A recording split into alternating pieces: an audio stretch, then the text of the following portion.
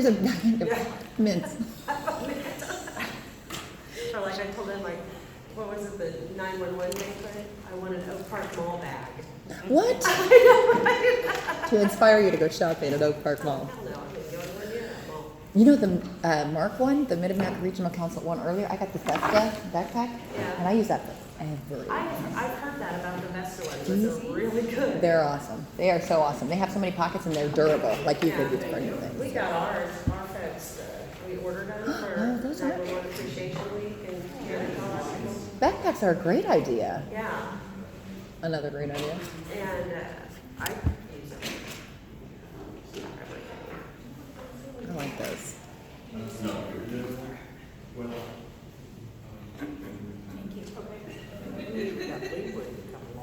Oh. Somebody has to be loud. Hey, what time? I know. You're gonna be sleeping. It's so nice and dark in here. I actually like it like that. Hi, Greg.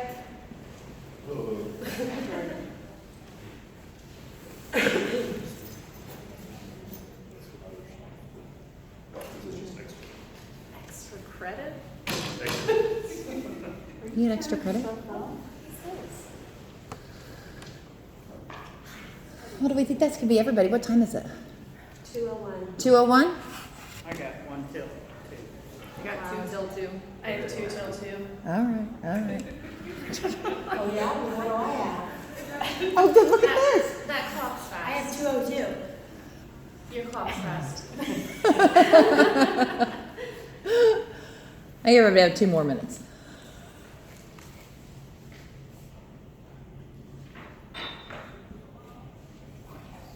And then I'm gonna shut the door.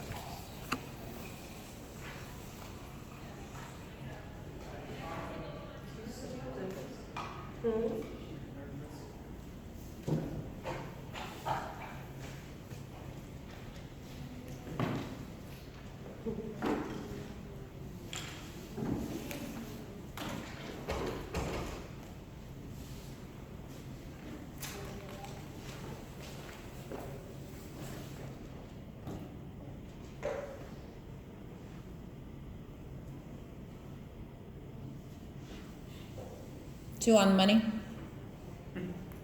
We're good? 1 minute. Okay. Go go on. Okay. I want to show you guys something real quick. Cue the music.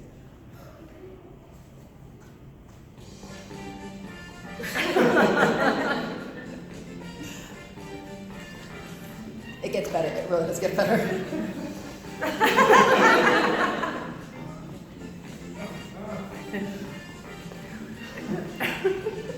Okay, good. Really wanted to show that to you guys because my 13-year-old plays this game called Fortnite. Maybe anybody's heard of it. I'm not sure. But there are characters. The only reason I watch it with him ever is because there's characters that do the dance with every time they win or get a haul or anything, and they do a bunch of different dances. Like they'll do Disco Fever or the Turk dance or like Ride the Pony. There's a ton of them. And every time they do it, I just jump up and start dancing. And he's like, Mom, no, don't do that. And he hates it. And he's like, that doesn't look cool. And so I think it does. And I go, well, we'll just see what the people at the conference have to say on Wednesday, honey, because I think that they'll think it's cool. And he said, Mom, please don't do that. You embarrass yourself so badly. Please don't do that. So this morning he sent me a text and said, good luck at the conference, Mom. He's very nervous.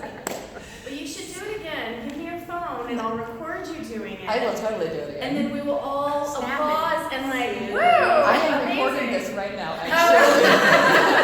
Well, you're on It top is of going it. to be proof for that. Yes, I would absolutely have to do that otherwise. Thank you guys for making fun of me along with me because honestly, I'm a little nervous. It's my very first presentation. And I'll probably be looking at my note cards a lot and following this. But I feel like, thank you. And I hope you guys have all been enjoying the APCO conference. I love the conferences and the breakout sessions. And I know that today's the last day. And I know that I'm like the second to last session, so you're probably all ready to get the heck out of here and go home to your families or go back to work or, you know, all those things. So thanks for sticking around and watching. I'm glad to be here and I'm glad to be doing this. My name is, oh man, see, this was the slide I was going to have when I was doing my dance. Come on, Kate. By the way, that's my name, Kate Dorsey, and I work for the Johnson County Emergency Communications Center, and I am the training supervisor there. So I started October 21st of 2002. So this month marks my 16th anniversary. So I've been there for quite a while, and in every role. So of course I started as dispatcher, and then did the CTOing for years, and assistant supervisor and floor supervisor, and just recently, earlier this year, was promoted to a training supervisor role. So this particular presentation or session that we talk about is not going to be anything that you guys have not heard or seen in your own centers. And it's really just going to be stuff that is just a review of stuff, but I just want it to be, I think that anything, and probably a lot of things that you've heard in conference land, you're like, oh yeah, or like if it pertains to you, it's great stuff to be able to bring back in strategies. So pretty much today what we're going to be doing is identifying 3 challenges, biggest challenges as far as I think, in my opinion, that dispatch centers far and wide face, and just give some strategies to deal with those. So yeah, so that's moving forward, which is the name of my presentation today.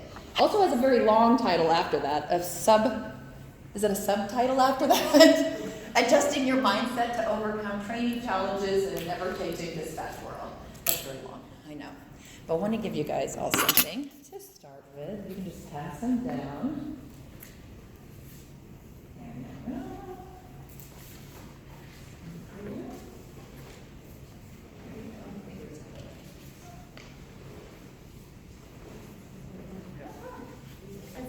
There we go. So I'm going to try and stay on track here. This is not going to just talk about training new hires. So training new hires, I feel like is the easy part, right, of our job. I mean, I don't mean to take away from anything that CTOs do because it's very hard to be a CTO.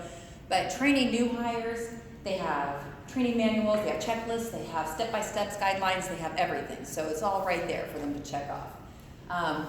This is pretty much going to pertain to everything. Training touches everything. Everything touches training from, so this can really be relevant for all positions that you happen to be working in your department.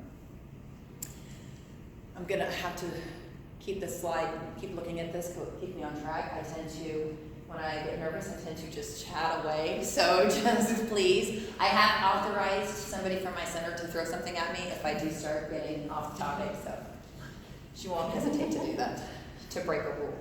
Okay, so if you guys can all just do me a huge favor and read this along with me. This Serenity, it's the Serenity Prayer, written originally by, American theologian Reinhold Niebuhr. I just wanted to give you some history. But that was like in the late 1800s, early 1900s. But it's really adopted by most 12-step programs everywhere for a good reason. So can you guys just read this along with me? You have it on your cards there. Grant me the serenity to accept the things I cannot change, courage to change the things I can, and wisdom to know the difference. So there was our history lesson there. That's going to come into play throughout this whole presentation. It's going to be very relevant. That Serenity Prayer is probably going to be the number one takeaway from this session, and like the number one strategy for every single thing that you deal with in one way or another. Just to tie it all in there. So in my humble opinion, I feel like that there are 3 main challenges facing dispatch centers today across the nation. I cannot speak for across the pond. I don't know what goes on over there, but I have heard a lot of people talk at different conferences around here. So, and as far as I can see, I think it is number 1 being technology, number 2 being people, and number 3 being the culture.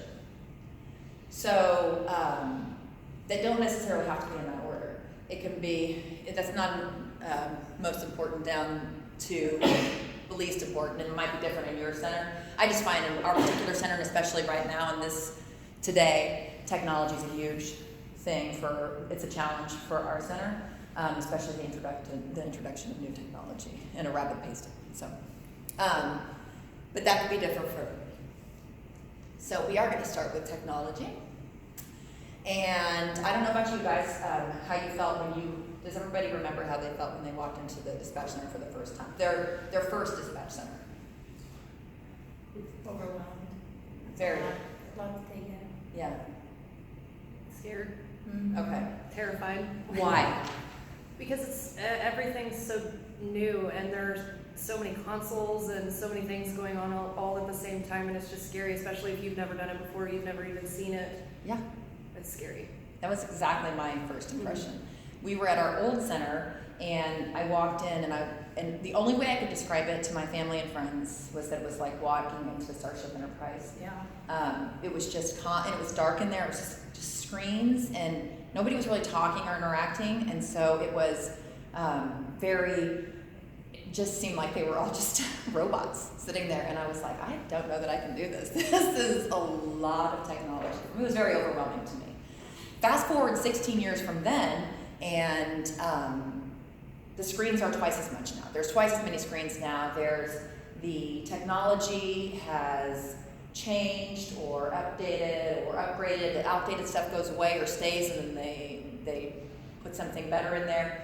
You have new phone systems, you have inside your CAD systems, you have other functionalities and new processes and everything else. And that's something that makes you guys good at what you do, it makes us good at what we do, so we're able to adapt to that. However, it also gives way to this particular word, which is a very real phenomenon, even though you will not find it in the Merriam-Webster dictionary, because I looked it up to find the meaning of it.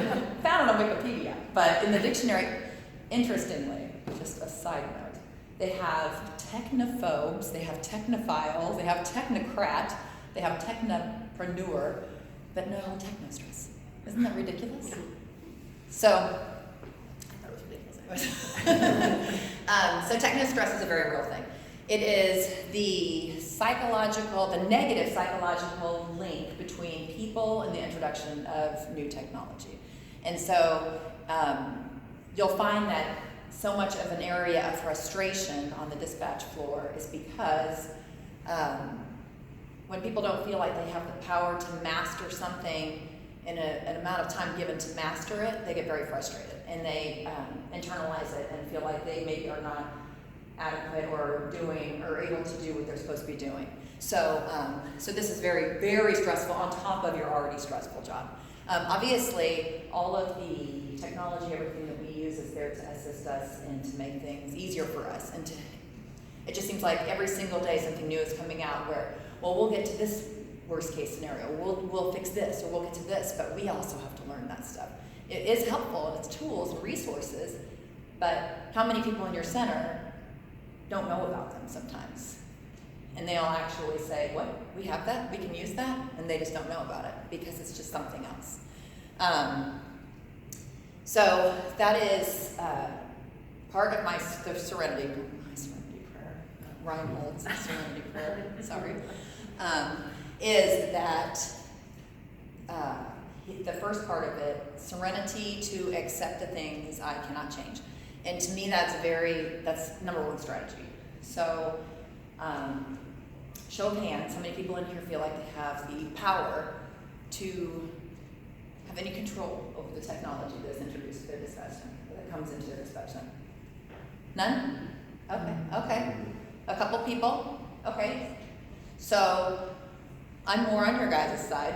Typically, if it's purchased, it's happening. So, and floor dispatchers typically don't have any say over it whatsoever. It's happening, and they're getting trained on it. So, that being said, and that's awesome if you have that, and being able to, it's kind of like being in college and being able to have some new technology, say, okay, well, we're gonna learn this next semester, and we're gonna implement this in the fall. It's not usually like that. It's typically, well, we're getting this next week, and we're gonna implement it the first of the month. So, get on board. And that's pretty much how it is. But if we, and there's usually a lot of negativity in the dispatch center surrounding that, of course, because it's like, what? We have to learn, we have to learn this new thing? How are we gonna,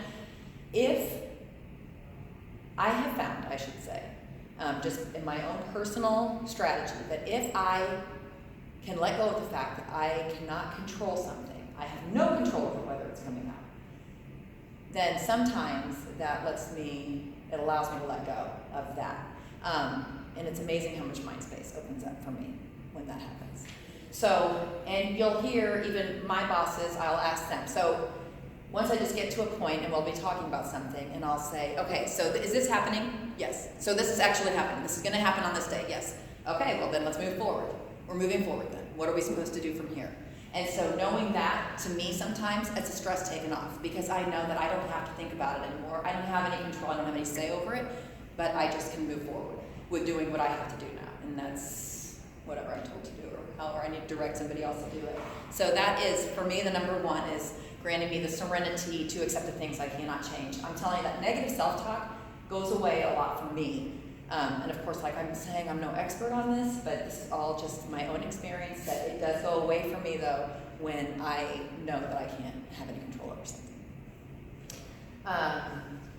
So here are very real examples. Probably should put these up there from the beginning, but there's some examples of technostress. I'm sure you guys know. We have tons of it. There's always something introduced, and the technology is great. And we don't ever want to forget our experiences with any of the old stuff because it actually helps us in learning the new stuff. We don't realize that. I mean, it just seems like something new. It's usually just building on stuff we already know. But it is very overwhelming. It can be very overwhelming. I'm not even going to use these note cards. I'm already lost in them, so sorry, guys. If I don't know a long time. Okay. So, second challenge, people. And we're not going to, in this, and after this is all said and done, by the way, I want to have, if you guys want to take notes on those pads in front of you or anything about stuff that ring a bell, like I'm talking about, and you guys have strategies in your center, then please, I want to talk about that for the rest of the time. So just jot down anything, if anything rings a bell or strikes a familiar chord. Technostress was the first one. So, people being the second one, and we're not going to be talking about Gen Z, Gen Y, Gen X, or baby boomers, or any of that. That generational stuff that's always got the spotlight on it. People are always doing. We know that we're going to have 20-year-olds in dispatch center. We're going to have 60-year-olds in dispatch center, and that's never going to change. So that's just the way it is. But what I'm talking about, and that's very relevant if you're trying to understand people and do all that stuff. But what I'm talking about are your characteristics of people. So I feel like challenging people into two categories. And first one being confrontational, and the second one being passive. So our confrontational people would be our drama queens, challengers, and bullies. So I will give you guys some examples. I'm not going to name any names, Chris. But I'm sure when you guys know who I'm talking about. You have them in your centers. You've seen them in your centers. You know exactly who they are. The passive characteristics would be gossips, it would be the whiners, tattletales, your pouters. This one doesn't make any sense. Zero accountability guy or girl. Oh, I know one. what that makes sense. Oh, okay, thank you. There, yes. It's not my fault. You know. It's not my fault. I didn't do it. I had no control over that. Are you reading my note cards? No. I just know that type. So, you know exactly what I'm talking about. So here's your drama queen. And she is the person that is always in crisis. She's the person that's always throwing out the negative fishing line and saying, we'll take the bait. And then whoever does take the bait is the person that she's going to have interaction with all day long. And they're just going to sit there and gripe about anything or everything that comes down the pike. That's your drama queen. Or whatever's going on at home, or whatever. But it's always going to be griping about something. Always in crisis, I should say. Oppositional person. You have the person that is, they will point out every single flaw, obstacle, hurdle, every single thing wrong with whatever you're trying to put out there. So anything new that comes out, any decision made by anybody, anything that happens, they're going to point it out. They consider themselves to be the voice of the people. You'll usually hear them saying something to the effect of, I'm not afraid to say something to somebody, or they're not afraid to say, what are they going to do, fire me if I don't do this? I mean, that's the oppositional people. I'm sure you've seen those people in your dispatch center too. And then, of course, you have your bully. So that's going to be your loud person, the person that just sits there at their console, doesn't really add a whole lot of stuff, but then if anybody in the room has an idea, solution, or something that they think is dumb or just they hear, they might turn around and make them feel stupid about it in front of everybody. Now, there's usually people on the outliers, I should say, that will giggle or chuckle at that, making that person feel isolated. And so that's your bully. I'm sure you guys have, or have had, or know somebody like that. Okay, so we're gonna go with our gossip. Obviously, the people that sit there in their corner and they speak conspiratorial. And you never know if they're, because we're human beings, we personalize everything, right? So we think they're talking about us, everything. And so everybody like starts factioning off against each other, and this is really what causes this dissension. And then you have your tattle and Madeline. So this person didn't see anything happen and didn't witness it maybe. But they're certainly gonna tell somebody that they heard something happened. And even if they did see or witness it, they'll tell somebody that wasn't even there that couldn't do anything about it. And so, like, I'd like to write a book called The Power of the Tattle and Madeline, because if they actually had power, people would be fired right and left, because this person would be getting everybody in trouble all of the time, indiscriminately. Then you got your powder. So powder is, they're the ones that if they get corrected for an action or behavior on shift, they won't speak to anybody for the rest of the shift. So no matter if the shift is 12 hours, whatever, they will not speak for the rest of the shift. They will turn around, they will stare at their console, and they will be very passive-aggressive about it. They are the powder. Now, of course, and then you have your whiner. That's the person that picks up every overtime shift that's available, every single thing that is available to pick up outside of their normal hours. But they'll make sure you hear about it, and how much they have to work, and how tired they are all the time, and how hard their life is, because they're always at work, and it's all volunteer. And then this is your zero accountability. Girl or boy, man or woman, dude or chick. I don't even know which way to put that. So this is the person that will exactly be that says, I never heard that. That's news to me. That's not my fault. She told me to do it. It's always something else, somebody else's fault, and it's a blame shifter thing. So the problem with all of these things, number one, as you can see, these are all for a reason. Children's pictures on here, little kids' pictures, because these are all childish behaviors being exhibited by adults in the workplace. And you see them, and would you tolerate it from your own children at home, or from your little brother or your little sister? No, of course not, but we tolerate it at work. So for some reason, and usually it's because somebody's been allowed to do it for so long, or however. But the problem with these things especially is that, is when these people become, when they're the seasoned personnel, or they're the supervisory staff, or something like that, and that's what, they're the ones that are the no accountability people, or they're the ones being the bully, or they're the ones. And so it's about recognizing those tendencies. So moving on to our serenity prayer. After all of those, we have our second part of that is courage to change. Courage to change the things I can is the second part, sorry. So, can you change anybody? No. Am I going to be able to ever like have a conversation with somebody in this room and say, I need you to change? You need to not be that like that anymore. You need to not be that person. So, the only person that we can change, obviously, is ourselves. And when you see these behaviors, I guarantee you we have all, in some way, shape, or form, exhibited one of them or a couple of them at some points in our lives, and maybe still do. And it's something that you have. I'm not going to speak for anybody else but me, but I have to work on that a lot. So, change is not something that happens overnight. I can't go home and go to bed and say, tomorrow, I'm not going to gossip. I'm not going to gossip anymore. And then I wake up in the morning and I turn into a no gossip person. It's something that I have to practice. Cue the music. Oh, the speaker. Oh Much yeah, like- the speaker turned off. That's okay. I can do it come out of the other thing. Wait. Do you have to like hook it back up? Powering on. Do you guys want to do the dance with me too, by the way? You'll get warmed up.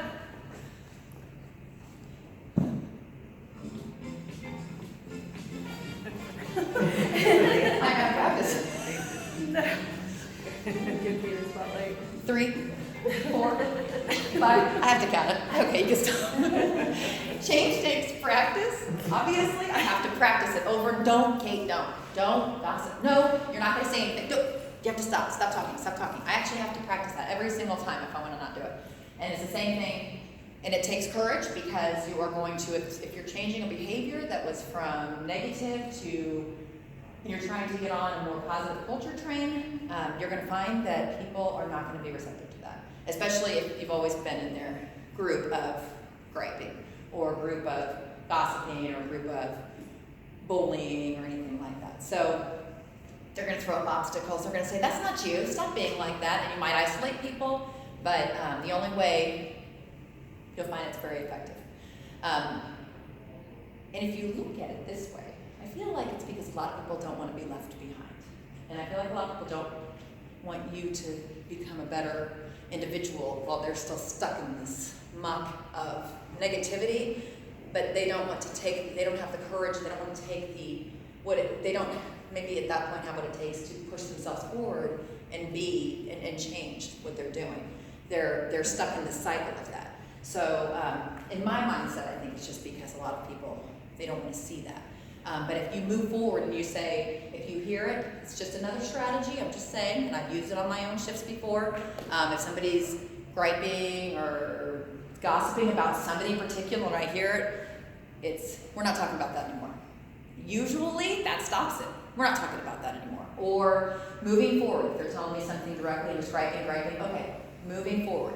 I know we said we were going to talk about trainees, but I'll say this in just a little part to, like when you're CTOing somebody, I'm sure you've had this happen. I'm not sure how many CTOs are in this room, but training officers are in this room. But when a trainee comes to you and says, well, my other trainer told me to do it this way, and is expecting something back from you, just telling them, well, moving forward, we're doing it this way. Not acknowledging anything that they just said about the other trainer, not talking about anything. Moving forward, we're doing it this way. And it's just strategy. So I found it's an effective strategy. Yeah. It feels like sometimes. And then our third one, of course, is culture. What does your guys' culture look like at work? Are you asking for feedback? Yeah. Or rhetorical, sorry. No, that's okay. I want to know. Our culture right now is in a good place. Okay, It took good. us a long time to get to where we are now. Okay. Keep that strategy then. Tell us what that strategy is then after this. That's a good thing. Who all works in the same department in here? Raise your hand if you're, I know who's in mine. You're by yourself? Yeah. You're by yourself? You're by yourself? Yeah. Okay. How are your guys' cultures? Positive? It's good? To do that, to get to that place? I find that that's a changing thing for a lot of customers. That's what I'm hearing at a lot of these, and that's why I love these conferences, because I feel like it's hearing things and hearing people talk about that helps bring back strategies. How about yours? I feel like it is. I don't know. They don't really talk to me much, so I like to think it is. Okay. What I see is positive, but behind my back. That's probably a good thing though. That's actually probably a good thing, what you see in front of you. Yeah. I don't look behind you. It's Yeah. none of our business what people think about us, so yeah. How about you? It's pretty good. For now, we're under a new director, and so the morale is up a little bit.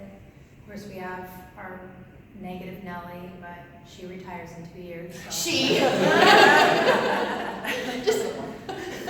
Just one. How hilarious that But negative Nelly. Negative Nellie's like my best friend too, and I'm kind of like that middle. It's weird because we have our vets, and then there's me, and then we have our, I guess you'd call them newbies. They're 5 years and younger on Yeah. dispatching. I'm 12, and then we got 20 plus. So I'm the middleman. They come to me, and I'm like, I just try and keep the peace. That's crazy. That's a crazy position to be in. Yeah. Being right in the I middle. know. That's all right. I got big shoulders. What about yours? Ours is uneasy right now. Uneasy? The director of our agency is retiring, our assistant director retired, and the director of communications retired. And so we've got a lot of transition, and nobody's sure what's going to happen. Yeah, I hate And so that. That was last we're year just for very us. uneasy right Just ride it out, mama. Yeah. Because you don't know. We had a lot of unity heading into this, but there's a lot of fear of bringing in outsiders and changing Yes. things, and so it's just an easy right So it's gonna be outsiders that come in and take over. now. Agency-wide, it will be outsiders, communication center-wide, will be over. Oh, that's a terrible feeling. You're right. That would feel like everything underneath you is like this. We all feel like we're on this. Yeah. What about? Hey. I'm just kidding. I mean, I've told people, a lot of people this, we don't have very high turnover, so obviously we're doing something right. But at the same time, starting to see more and more, especially of our long-term people, pushing the limits and seeing what they can get away with. And that's on me for letting it happen. But starting to crack down and say, look, people, this can't continue. Because the younger folks are starting to see it and recognize it. But by and large, you know, we're pretty good shape. That's very nice. We don't lose people regularly. How about you? No, we're good. It's okay. It's, I mean, compared to other decades where I've been there, it's a lot better than Well, that's it ever has been. Hey, you actually just made a good point. So who all is actually on the dispatch floor in some way or other? As a dispatcher, a supervisor, anything, CTO, but who's actually working the floor in here? Okay, so keep your hand up if you've been here. I know you've been longer than 5 years. Longer than 5 years. Longer than 10 years. Okay, longer than 15 years. Longer than 20 years. Longer than 25? Okay, longer than 30? Not quite almost. Okay, what's yours? I'll be 30 years next year. Oh wow, congratulations! What's yours? 27? Okay. Sorry. 30 years gets the truth. That's pretty amazing, it's complicated. You're welcome. Okay, well then a show of hands. So I see everybody 5 and up. So what about under 5? Okay, under 4, under 3, under 2. Okay, what's yours? I'll be 2 in December. 2 in December? I have 15 months. 15 months? You get the other treatment. Because, first of all, kudos to you. That's a long time in dispatch, and that's awesome if you can sit there, because you know exactly what the culture is. You see everything change back and forth, technology, people, culture. But that you're there and that you can keep going with it, is that's, you got a long, I mean, you're gonna see all this stuff too.